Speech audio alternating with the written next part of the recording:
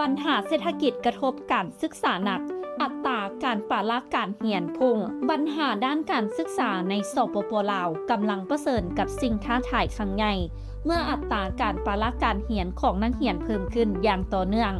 สาเหตุหลักมาจากปัญหาเศรษฐกิจที่ส่งผลกระทบต่อครอบครัวและผู้อย่างหนัก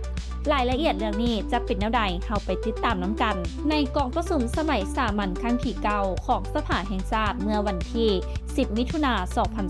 2025 ที่ผ่านมาท่านนางเกตมณีบรรดาศักดิ์สมาชิกสภาแห่งชาติเขตเลือกตั้งที่1นครหลวงเวียงจันทน์ได้เปิดเผยว่า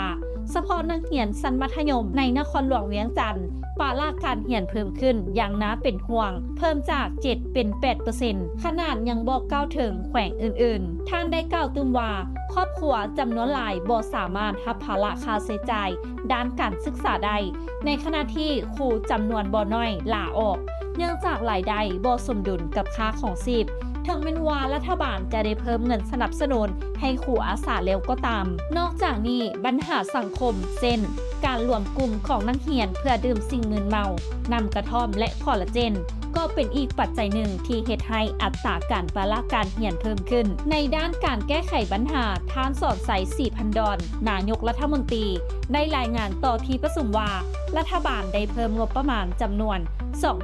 215.30 ตื้อกีบส่งเสริมการศึกษาให้บรรลุเป้าหมายเพิ่มเบี้ยเลี้ยงนักเรียนมัธยมและอาชีวศึกษาเพื่อช่วยลดภาระค่าใช้จ่ายของครอบครัว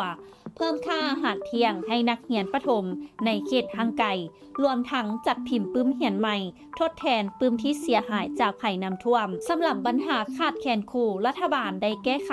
โดยการบรรจุครูอาสาเป็นรัฐกรและส่งเสริมให้ครูที่บำนาญกลับคืนมาช่วยสอนในโรงเรียนรวมทั้งเพิ่มเงินสนับสนุนนักศึกษาสายครูเพื่อสร้างแรงจูงใจในอาชีพนี้รัฐบาลยืนยันว่าจะเดินหน้าปฏิบัติตามแผนพัฒนาเศรษฐกิจและสังคมแห่งชาติเพื่อให้ควบคุมทุกปัญหาในภาคการศึกษา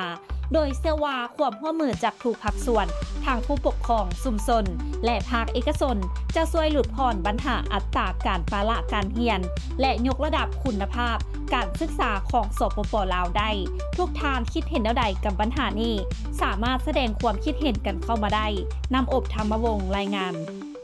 และท้ายนี้ต้องขอขอบใจสำหรับการติดตามข่าวสารจากทางThai Gate Magazineและอย่าลืมไปกดไลค์กดแชร์กดติดตามกด Subscribe ทุกช่องทางออนไลน์ของพวกเขาเพื่อจะบ่พลาดข่าวสารดีๆจากทางThai Gate Magazine